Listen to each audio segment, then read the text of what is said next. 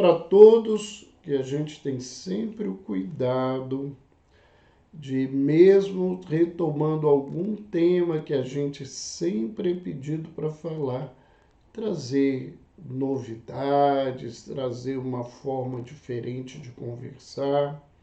Lembrando aqueles que estão nos acompanhando ao vivo, que podem deixar as suas perguntas, as suas reflexões no chat durante a nossa conversa. Nós vamos comentando as coisas que vocês trouxerem, nós vamos responder as perguntas, aquelas que não forem respondidas durante a nossa conversa inicial, a gente, no final, vamos fazer esclarecimento. Boa noite, Bárbara Pires. Então, vamos lá iniciar o nosso desafio de falar sobre transtorno de déficit de atenção e hiperatividade, o famoso TDAH. Então, a nossa conversa hoje é sobre esse desafio tão falado, né? Hoje virou moda como um diagnóstico muito presente e muitas vezes, e infelizmente, diagnósticos que são colocados por leigos, por profissionais não especializados ou por algum descuido, alguma dificuldade de alguns profissionais. Então, nós estamos vendo aí a Margarete entrando, né? Cesarino, sempre aí conosco, de São Paulo, Giane, Meire Sanavi, essa irmã do coração, Ordália Jesus. Sejam bem-vindos, alguns aí eu estava com saudade de vê-los no chat. Então vamos falar sobre quais os grandes desafios que a gente tem diante do transtorno de atenção e hiperatividade. O primeiro grande desafio é a visão do leigo e as conclusões dos leigos. As pessoas que não são profissionais, as pessoas que não são especializadas, às vezes, nesses temas, e que teimam em querer diagnosticar alguém com transtorno de atenção e hiperatividade. Então, se você tem alguma dificuldade de atenção, às vezes leve dificuldade, ou se uma pessoa é um pouco mais inquieta, um pouco mais ansiosa, principalmente quando criança, é muito comum aqueles que acabam se aproveitando das informações dentro, né, das redes sociais, os que se utilizam constantemente do Dr. Google para fazer diagnóstico, vão lá e falam assim, esse menino tem transtorno de atenção e hiperatividade, ele precisa ir no médico e ele precisa tomar remédio. Então, as coisas caminham muito nesses passos, né? Um diagnóstico que é feito por uma observação superficial, né? Uma colocação que é feita muitas vezes para os pais, que já convivem com inúmeras dificuldades e desafios no processo de cuidado com os filhos, e que diante de uma informação dessa, mesmo que não seja verdadeira, mas que chega-lhe aos ouvidos, ele se assusta, se preocupa. É claro que existem os que negam, os que não querem se preocupar, mas a grande maioria dos pais se assustam e se preocupam nesse contexto. E acontece uma busca de profissionais. E o que a gente vê muitas vezes? É que quando, né, você vai a um profissional e ele não confirma o diagnóstico, aquelas pessoas que estão ao redor fomentando essa coisa, a primeira observação que fazem, né, a primeira crítica é que o médico não deu atenção, que o médico não cuidou direito, que precisa buscar uma segunda opinião, né? E muitas vezes se caminha ou se encaminha a criança principalmente para diversos profissionais, até que um diz que é transtorno de déficit de atenção e hiperatividade, vai medicar como essas coisas passaram a acontecer, e isto, né, não facilita, não ajuda a pessoa.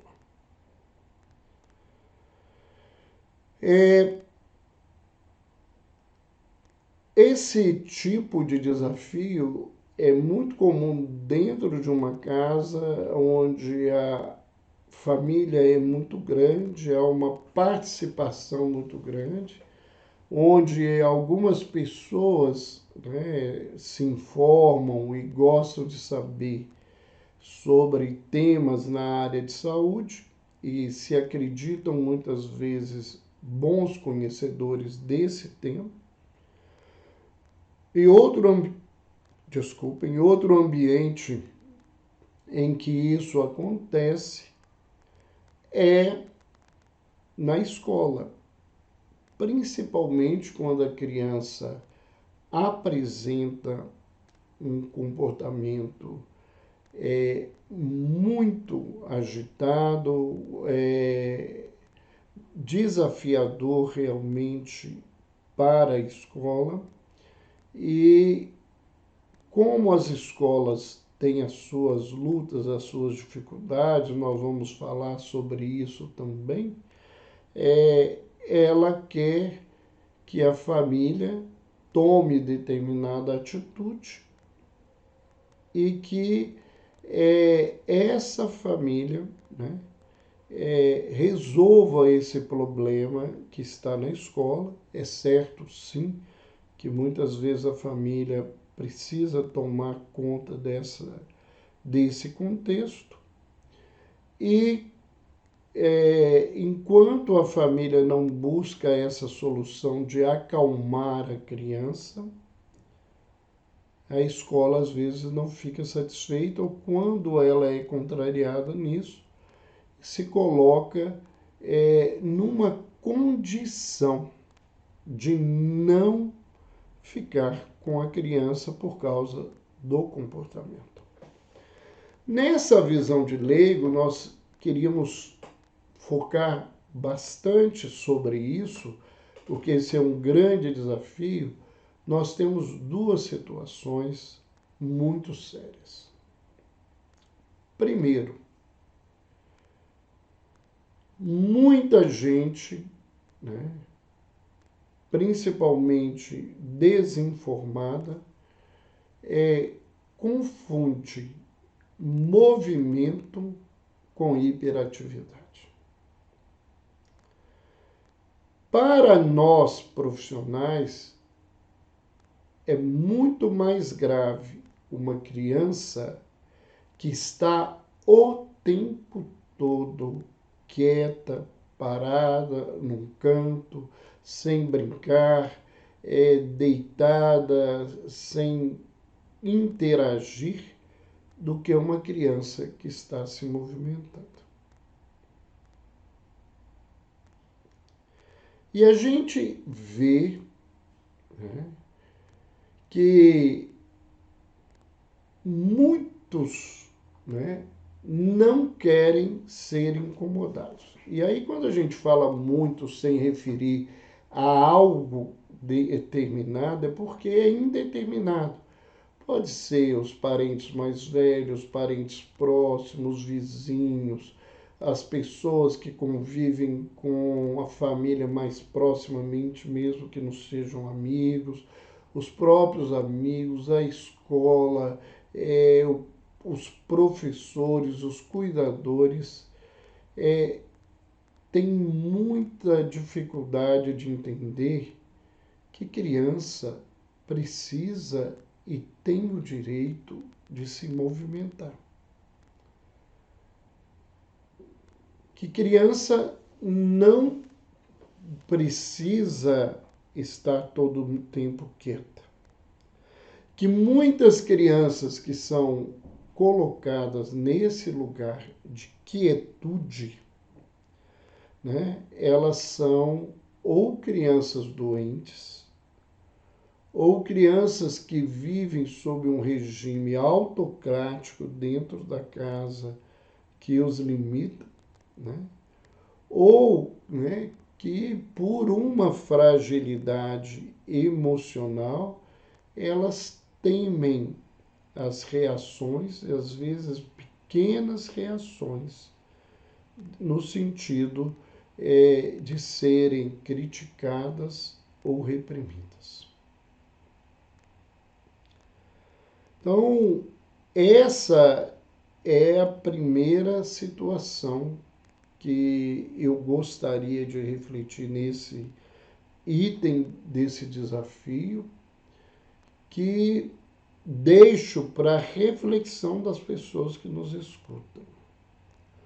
O outro problema, e é um grande problema e muito sério, é que esse diagnóstico ele é levantado e apresentado pelas instituições escolares principalmente. E aí nós temos duas vertentes de dificuldades para pensarmos.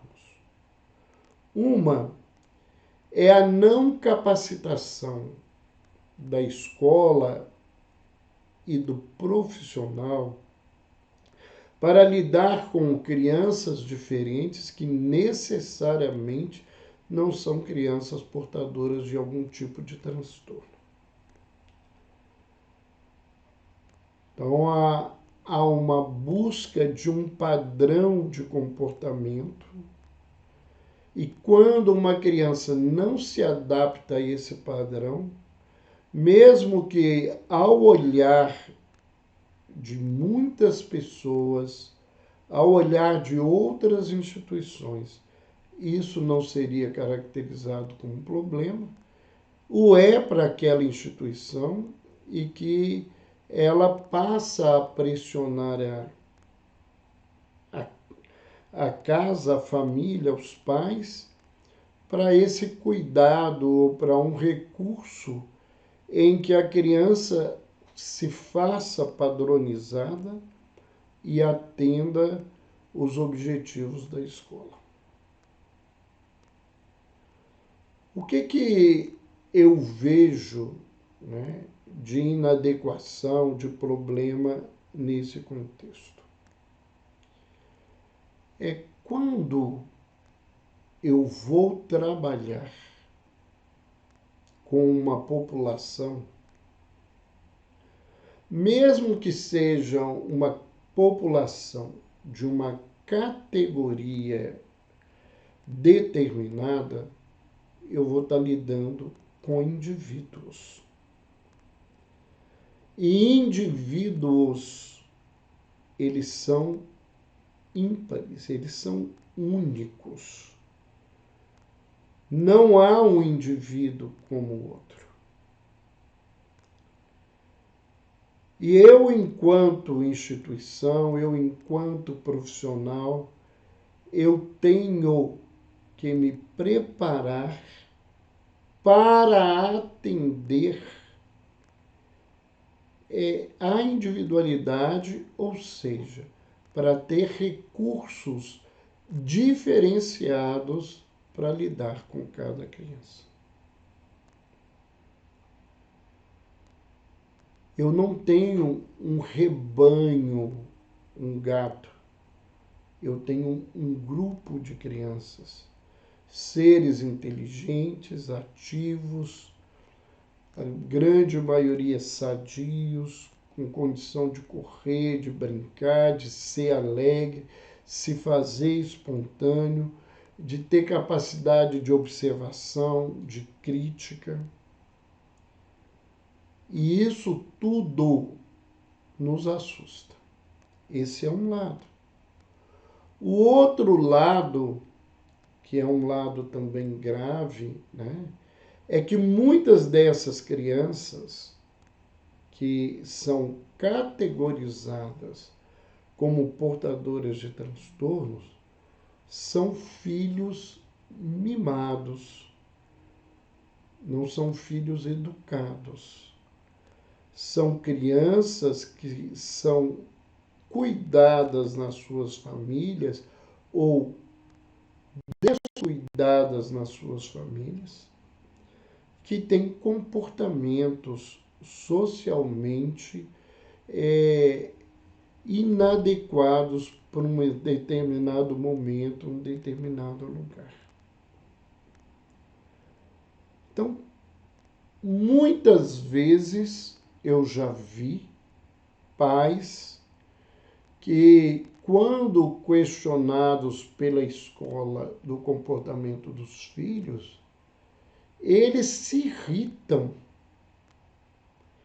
e eles se sentem ofendidos porque acreditam que a escola deveria ser a instituição para corrigir aquelas dificuldades que, na verdade, seriam função desses pais. Esse é o primeiro grande desafio. O segundo desafio é o diagnóstico. E nós vamos deixar esse desafio para depois, porque nós vamos trazer inúmeras características que o transtorno de atenção e o transtorno de hiperatividade apresentam, para que a gente veja que saber essa linha que é muito tênue entre a normalidade e o transtorno não é algo muito simples. Lembrar aqui no diagnóstico, só para começar a gente pensar, que tem pessoas, né, crianças, jovens e adultos, que têm transtorno de atenção e não têm transtornos de hiperatividade. Ou em que o transtorno da hiperatividade é tão discreto que o que demarca é o transtorno de atenção. Mas nós temos quadros diferentes, ao contrário de crianças que são hiperativas, né? Elas têm um transtorno da hiperatividade. Essa hiperatividade, por si só, dificulta o processo de atenção, né? E aí fica difícil, né, da gente entender se a coisa partiria, se a gente conseguiria separar completamente uma coisa da outra nesse contexto. E a grande maioria desses quadros, eles apresentam as duas alterações. Mas nós vamos falar sobre hiperatividade e atenção daqui a pouco, né? Quem está nos acompanhando, que tenha paciência, aqueles que são hiperativos, ansiosos, né? que estejam mais atentos, que nós vamos falar sobre isso. Um outro grande desafio, que é um desafio social, é o desafio do encaminhamento. Para quem enviar? Quem pode atender? Quem pode fazer esse diagnóstico? Algumas pessoas fora do consultório, em alguma palestra ou em alguma conversa mais pessoal, sempre nos perguntam, quando o tema é transtorno de atenção e hiperatividade, para quem que a gente leva? Principalmente quando a questão é criança. É para o pediatra? É para o neurologista? É para o psiquiatra? É para um psicólogo? É para um neuropsicólogo? Para quem que a gente encaminha esse paciente?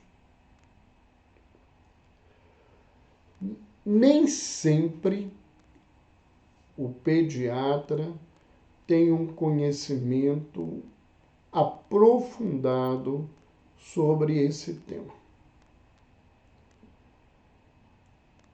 E muitos, diante dessa situação, preferem optar para encaminhar essas crianças para um especialista. Do ponto de vista, da especialização, é importante lembrar, que o transtorno do déficit de atenção e hiperatividade, ele pode ser diagnosticado ou por um neurologista ou um psiquiatra. E de preferência que esse neurologista e esse psiquiatra tenha uma formação, uma especialização em criança e adolescente. Muitos pais preferem levar o neurologista porque ainda hoje a discriminação, o preconceito vigora em relação a levar alguém a um psiquiatra. Porque psiquiatra seria um indivíduo que só trataria de loucos, o que não é verdade e que na maioria do tempo não é isso que acontece.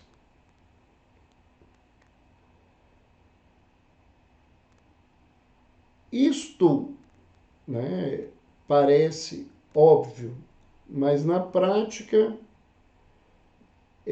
não nos esqueçamos, a realidade brasileira,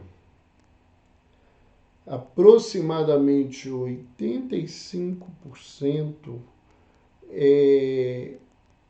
da população brasileira só tem condições de fazer tratamento através do Sistema Único de Saúde.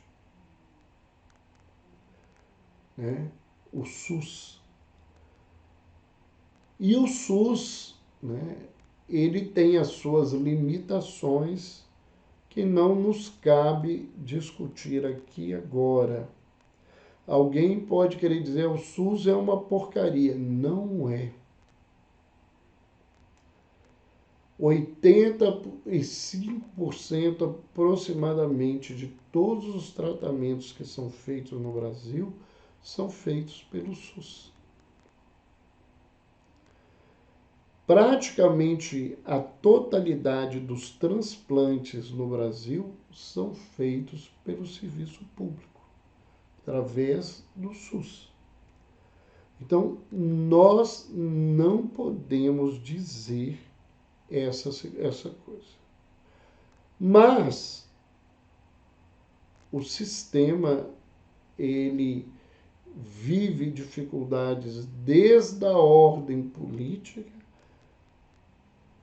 até da ordem da estrutura social e da ordem das estruturas, né, das escolas formadoras de profissionais e da capacidade de formar pessoas especialistas nesse contexto. Então, falta profissionais especializados para fazer esse tipo de trabalho. E não é só no SUS. Os planos de saúde que respondem pela grande maioria desses outros 15%, provavelmente 13,5%, 14% desses 15%, né, ele enfrenta a mesma dificuldade. E só uma minoria, né, que tem um privilégio, né, de acesso a uma rede de tratamento especializada extremamente cara, podem fazer isso com um pouco mais de tranquilidade. Mas faltam neurologistas infantis, né, ou especializados na infância e na adolescência, e psiquiatras também especializados na infância e na adolescência. E muito embora nós tenhamos muitas crianças precisando de tratamento, a gente não consegue esse encaminhamento. Por isso, porque não há uma política de direcionamento, de preparação para que profissionais, principalmente formados pelas universidades públicas, atendam, né, os gargalos sociais que precisam ser resolvidos. Né? Nós precisaríamos de mais pediatras, mais clínicos, mais psiquiatras, mais profissionais que estariam à frente de questões muito específicas, e a preocupação é de oferecer determinadas formações que são mais interessantes, menos comprometedoras e que facilitem muitas vezes o indivíduo, ou que encantem grande parte dos profissionais por determinadas características. Então, esse é um outro desafio. Né? O outro desafio, né, é o tipo de abordagem e de técnica para se trabalhar com esse tipo de paciente. Principalmente aqui, eu estou me dirigindo muito à questão da criança e do adolescente, porque é nesses períodos que a gente às vezes tem o maior número de diagnósticos ou o maior número de encaminhamentos. Ainda hoje, especificamente para esse quadro, na idade adulta, muita gente acaba não procurando. Né? Essa abordagem, ela precisa envolver o indivíduo, né? Fazer um acolhimento adequado e acolher criança e acolher jovens é diferente de acolher adultos. O trabalho de um profissional com uma criança, o trabalho de um profissional com um adolescente, com um jovem, é muito diferente do trabalho com um adulto e do trabalho com um idoso. Cada um desses caminhos tem as suas facilidades, as suas dificuldades, mas tem peculiaridades que não podem ser perdidas. E eu costumo a dizer que, na minha experiência profissional, quando você lida especificamente com criança, né, quanto menor a criança, elas sentem longe as manifestações corporais, do olhar, do tom de voz do profissional, e elas percebem, mesmo que seja de maneira inconsciente, quem está ali com espontaneidade, quem está ali só por obrigação, quem não consegue se envolver afetivamente com ela, né, ou que só apresenta algo bastante superficial. E se você não se prepara, se você não se cuida, se você só está fazendo um trabalho objetivando o lado monetário por causa da sua necessidade, a resposta, né, aquilo que a gente precisa tanto, que é o rapport da pessoa se envolver e mostrar esse envolvimento, não vai acontecer. E, a partir daí, os desafios vão ser muito grandes.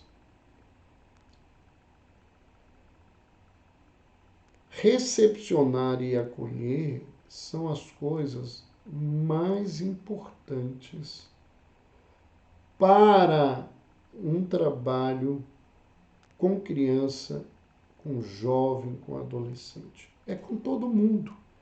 Mas nessas faixas, isso é muito importante. Muito importante. Adequar o linguajar, o comportamento, o ambiente da sala, a forma de lidar, ter recursos para envolver essa criança para que ela tenha interesse e ajude na sua abordagem e no seu diagnóstico. Porque nem sempre o que os pais trazem, o que a família traz, o que a escola relata ou encaminha, às vezes, num relatório, às vezes um relatório até bem feito, mas de uma observação diferente, não é a realidade do diagnóstico. A gente precisa ver, acompanhar, né? É muito complicado, porque quanto menor a criança precisa de alguém que explique as coisas.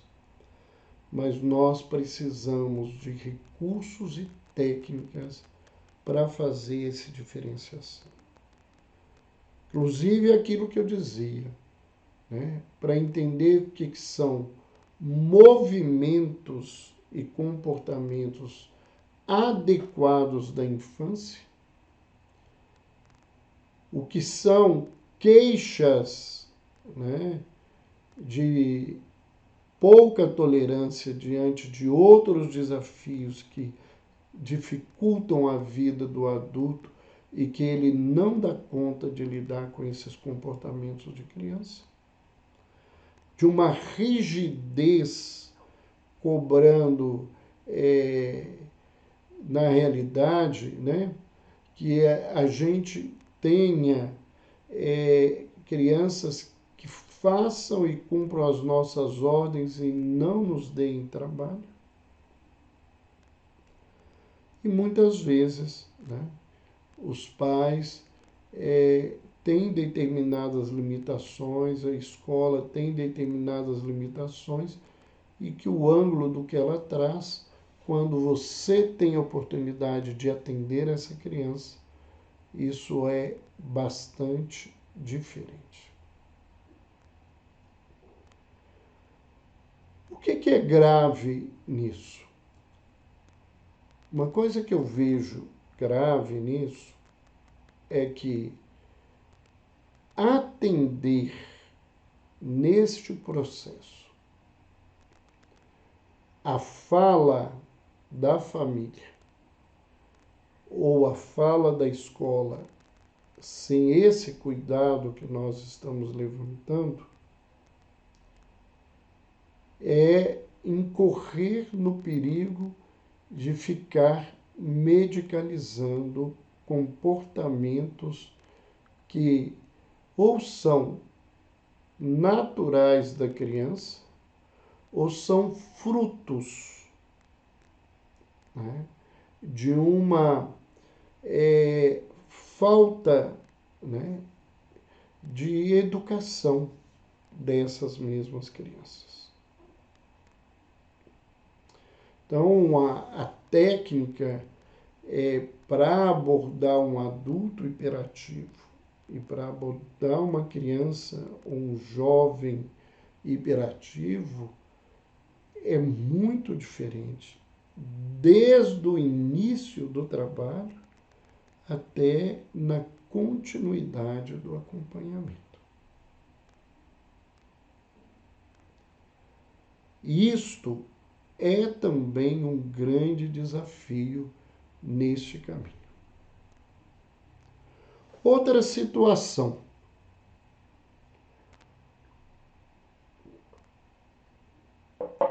Que é a partir de um diagnóstico, e aí nós estamos falando de um diagnóstico bem realizado, nós temos um novo desafio, que é do esclarecimento, né, das orientações que têm que ser claras, têm que ser objetivas, têm que serem repetidas, repetidas e repetidas inúmeras vezes. De toda uma atenção para que você tenha a aderência ao tratamento.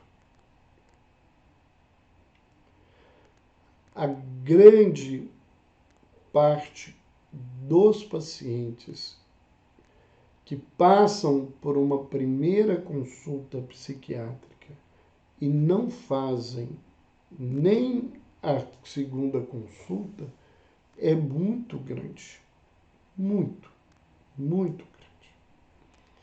Na minha experiência, eu vejo isso acontecer sempre. De vez em quando eu pego o meu fichário, né? Eu sou do tempo antigo das fichas, eu não tenho prontuário eletrônico. Às vezes as pessoas me perguntam, eu uso o computador, né? Sei digitar tranquilamente, mas digitando eu escrevo muito mais devagar e eu gosto de ouvir e anotando tudo que paciente, familiar me fala. Então, os meus prontuários são manuscritos, né? Hoje, os prontuários, às vezes, são mais facilmente colocados no prontuário, no computador, né? São eletrônicos, porque os diagnósticos são muito de formulários de perguntas e respostas, avaliações que dão pontuações, e isto, né, isto faz uma categorização das pessoas, mas não faz uma individualização do paciente. Não adianta eu juntar os pontos e fazer um diagnóstico, não entender a individualidade do que eu estou vivendo ali, que seja a família, que seja o paciente, e atendê-los dentro das suas necessidades, que são únicas, para que eles possam aderir a esse tratamento.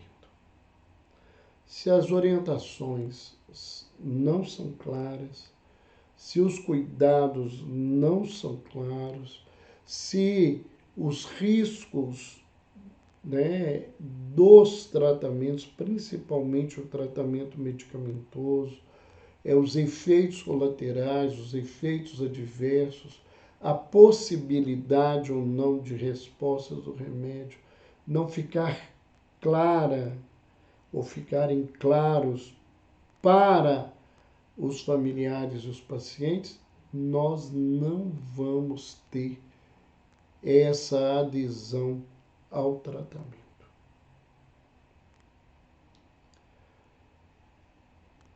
E muita gente, né, vai ao médico para confirmar o que ele quer.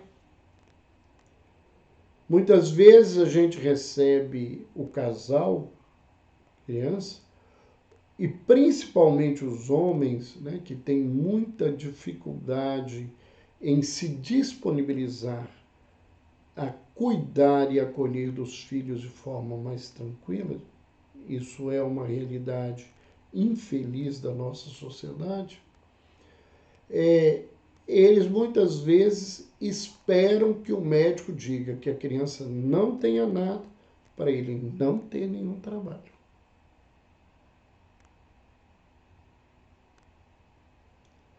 E quando o diagnóstico chega, eles se incomodam. Eles não concordam, eles saem dali, às vezes eles não falam com o profissional. Alguns até rebatem, perguntam, mas se calam em determinado momento.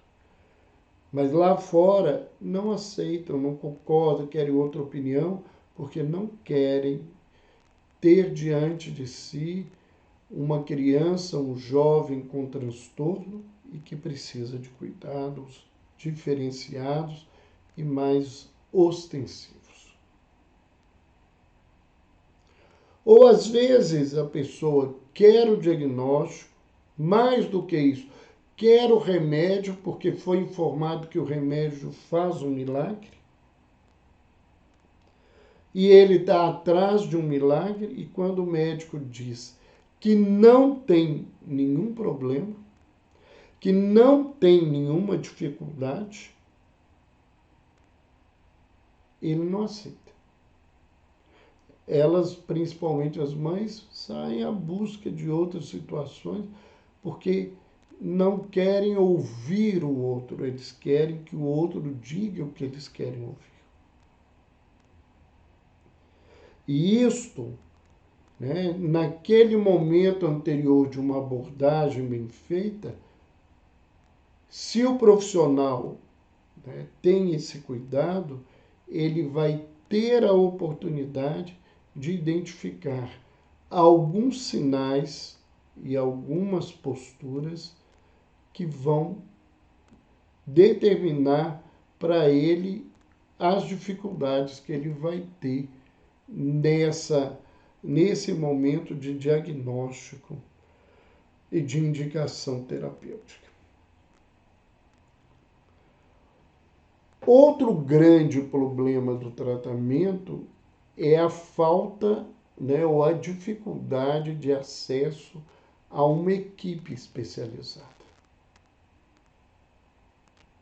Principalmente uma criança hiperativa, um adolescente hiperativo. Ele precisa de uma equipe multidisciplinar. Não é só um médico, não só intervenção farmacológica, não só orientação. Ele precisa de um psicólogo, Muitas vezes o diagnóstico não é claro, ele vai precisar de um psicopedagogo, um neuropsicólogo, desculpem, para poder ajudar esse diagnóstico, um psicopedagogo para diferenciar os transtornos de aprendizagem com os transtornos de atenção. Precisa, às vezes, de um fono, de um terapeuta ocupacional, de um educador físico, pessoas que não sejam só formadas na área, mas que tenham uma capacidade de lidar com a especificidade da criança e do adolescente.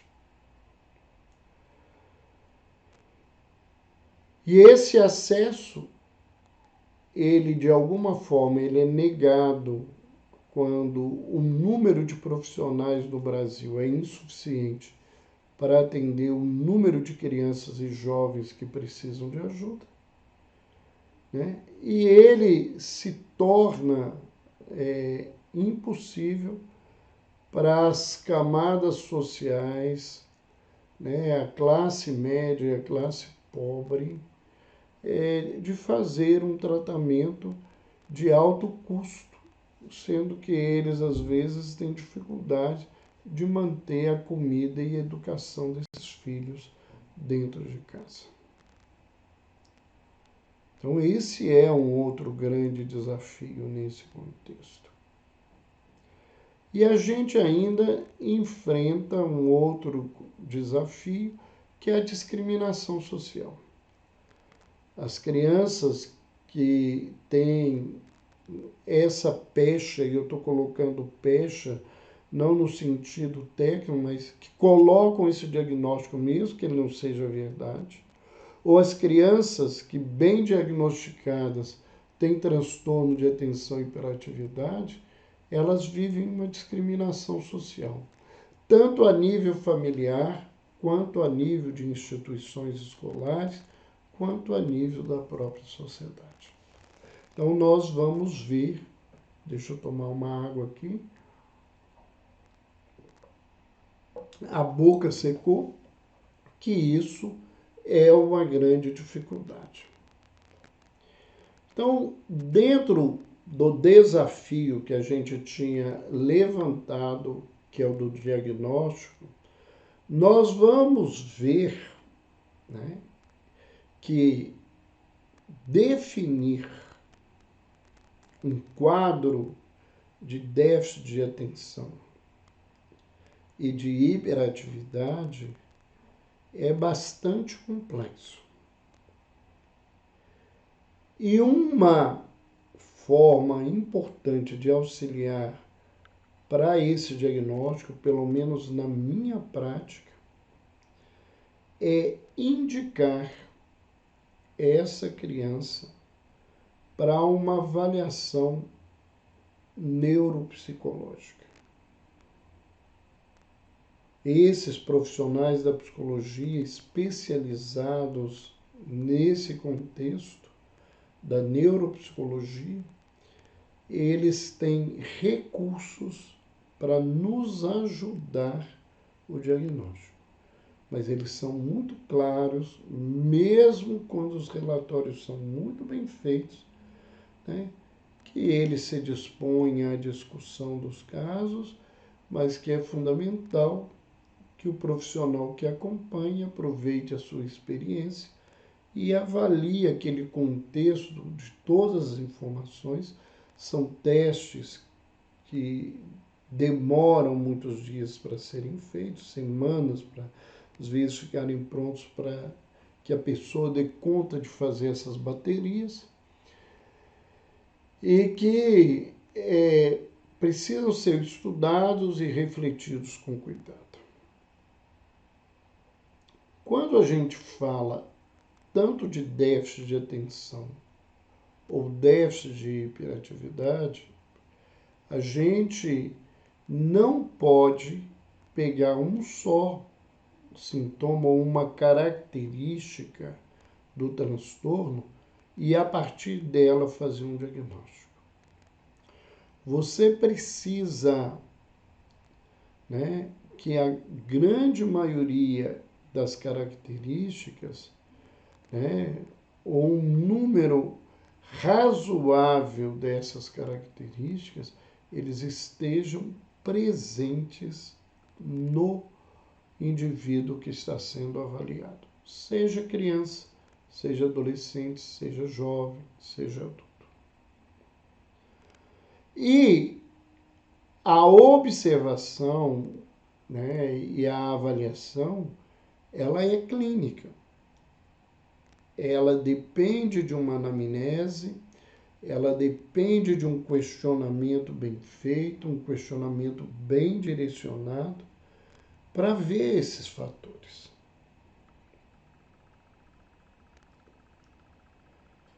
E alguns desses testes de avaliação, eles precisam ser bem apresentados, porque eles podem induzir determinadas respostas que levem a criatura a ter um score, uma avaliação muito alta, e por isso um diagnóstico que não seja verdade.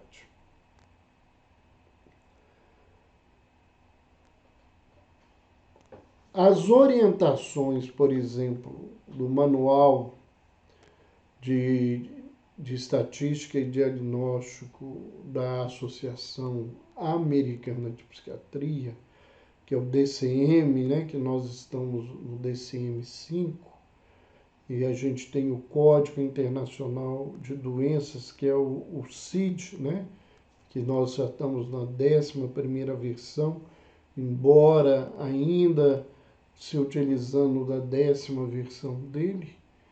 Eles levantam que esses pontos, eles são muito frequentes, né, ou frequentes, né, para serem considerados presentes nessa situação. Então, quando se fala de déficit de atenção, por exemplo, é importante ver se a pessoa presta atenção em detalhes, ou se ela comete erro por descuidos nas suas tarefas com muita frequência. Porque todo mundo, às vezes, tem dificuldade de prestar atenção no detalhe, por pressa, ansiedade, por desinteresse, por um monte de coisas.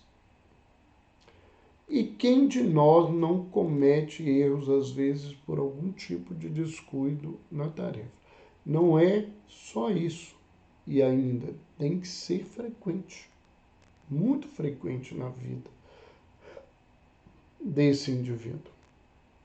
Também tem que ser frequentemente se ele tem dificuldade para manter a atenção em tarefas ou atividades lúdicas, ou seja, coisas agradáveis, que são brincadeiras, que trazem prazer, que trazem bem-estar, que a pessoa gostaria de se envolver e que ela não consegue ter atenção nesse contexto.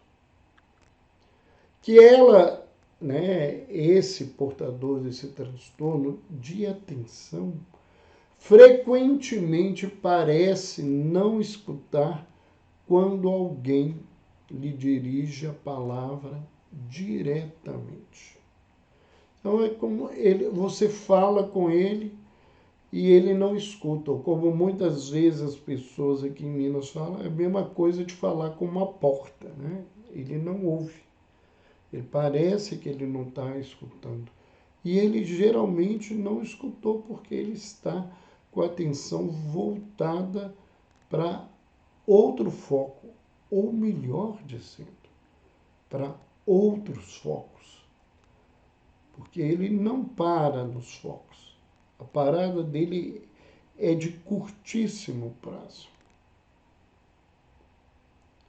Ele não segue frequentemente, instruções até o fim. Ele não consegue terminar suas tarefas. Então, se tem um passo a passo, e isso tem que ser feito com atenção e cuidado, frequentemente isso não vai acontecer. Né? E não, isso não acontece só no transtorno de déficit de atenção. Por exemplo, pacientes bipolares em mania, eles não conseguem terminar as tarefas deles. Pacientes, às vezes, deprimidos, não conseguem terminar a tarefa por uma apatia, uma anedonia, né? Uma falta de prazer, né? Por uma falta de energia, a dinamia, que é o termo, para realizar esse tipo de situação. Eles frequentemente têm dificuldades para organizar as tarefas e as suas atividades. Eles podem até resolver um problema, mas a coisa totalmente desorganizada, né? Frequentemente eles evitam, ou eles não gostam, ou eles relutam em se envolver em tarefas que exijam esforços mentais prolongados. E isso é evidente não só na criança, no adulto, também é frequente isso. São aqueles adultos que eles não conseguem fazer uma tarefa que precisa de um esforço, de persistência por muito tempo, porque a atenção deles vão mudando o tempo todo, o foco deles, eles entram num foco, saem, entram num foco, eles não conseguem ficar nesse lugar. Essas pessoas que têm déficit de atenção frequentemente perdem coisas necessárias para as suas atividades diárias. Então não é perder alguma coisa, perdem coisas diárias. Documento, chave de casa, chave de carro, os adultos perdem demais. A bolsa, né, a carteira, o cartão, o celular, eles perdem as coisas, eles têm dificuldade. Não são coisas, porque aquilo não era interessante, são coisas importantes na vida deles. Frequentemente, eles são facilmente distraídos por estímulos externos. Então, qualquer coisa que acontece ao redor, um mosquito, um barulho, uma voz, uma música, uma outra coisa que aparece às vezes numa imagem que não é o foco da coisa, tira-lhes a atenção. E frequentemente eles têm esquecimento em relação às suas atividades cotidianas. Eles perdem prova, eles perdem horário para entrar na escola, para fazer a prova do Enem, eles perdem por esquecimento, eles esquecem os documentos que eles tinham que levar em algum lugar para poder resolver um problema. Quando chega no lugar, que ele lembra que ele esqueceu a pasta, a carteira de identidade, o título de eleitor, o documento de nada consta do cartório, eles têm essa grande dificuldade. O diagnóstico da hiperatividade, ele não é diferente do diagnóstico da atenção. Ou seja, muitos de nós, ouvindo essas informações, se a gente pegar uma delas, a gente pode falar assim, eu sou hiperativo.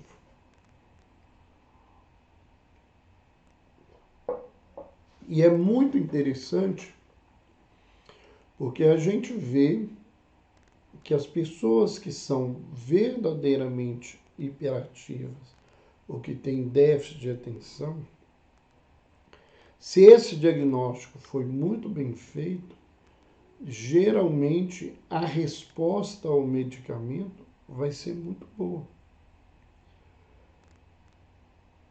E eu já vi pessoas não terem respostas boas aos remédios porque o diagnóstico acabou não sendo bem feito, né?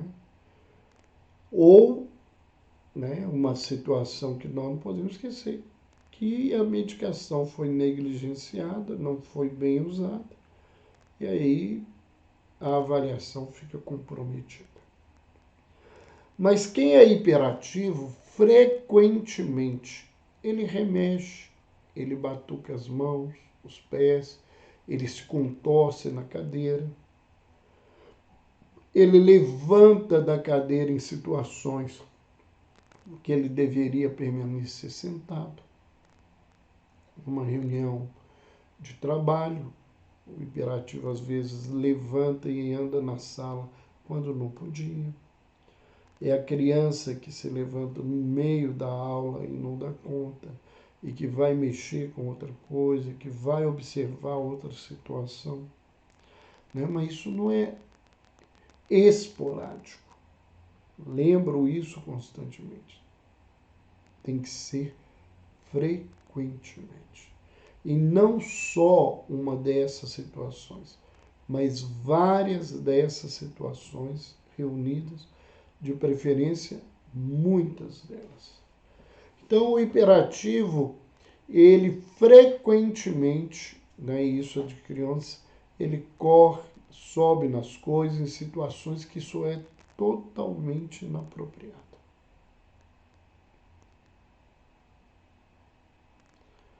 Né? Então, é uma criança que já estava agitada na sala, que de repente sobe no colo do médico, sobe na mesa do médico, abre uma gaveta e sobe, usa ela de escada, vai mexendo, que ele não dá conta desse tipo de comportamento.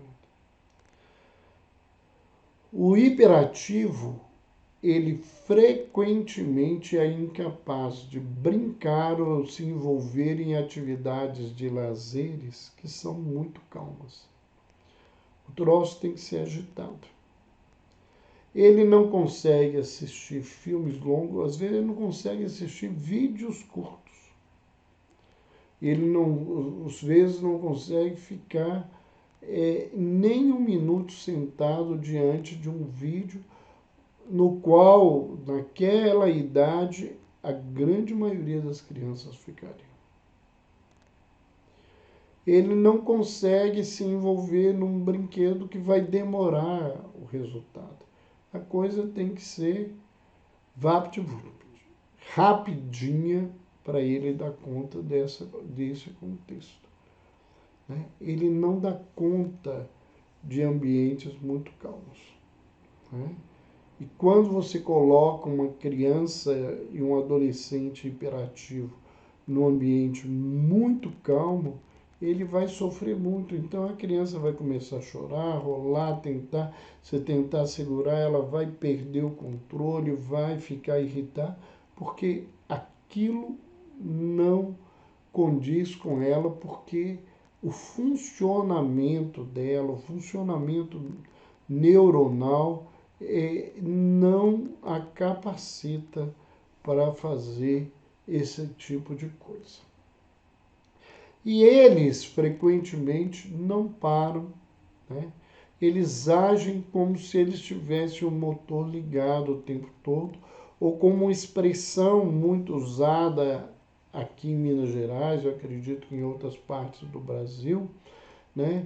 Que a pilha dele não acaba. Então tinha uma marca, não tem uma marca de pilha, que quando saiu, né, a Rayovac, que seria uma pilha, a Duracell, desculpa, que duraria muito mais que as outras, então eu já ouvi muitas vezes assim, se a criança ela tem pilha Duracell, ou seja, ela é mais agitada, hiperativa que as outras crianças e ela não consegue parar. E ela não para. Muitas vezes não é só o comportamento, o pensamento dela não para. E é por isso que ela tem transtorno de déficit de atenção. Porque ela não consegue ter foco, então ela não consegue aprender, ela muda de foco, o cérebro agitado, o corpo agitado.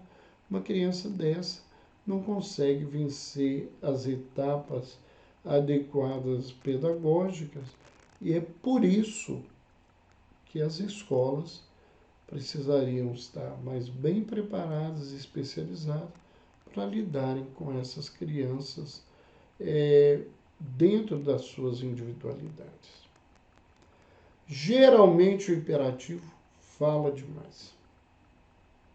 Ele fala muito. Geralmente, falando de conversa, ele deixa escapar frequentemente uma resposta antes que a pergunta tenha sido feita. Ele conclui antes que o indivíduo acabe. Lembrar que os ansiosos fazem muito disso. Não precisa continuar que eu já sei a resposta. Então, isso não é um atributo só do transtorno de hiperatividade.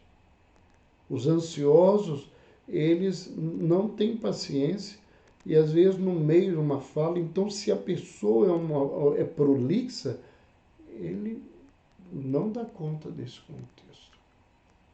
Ele não consegue esperar a sua vez.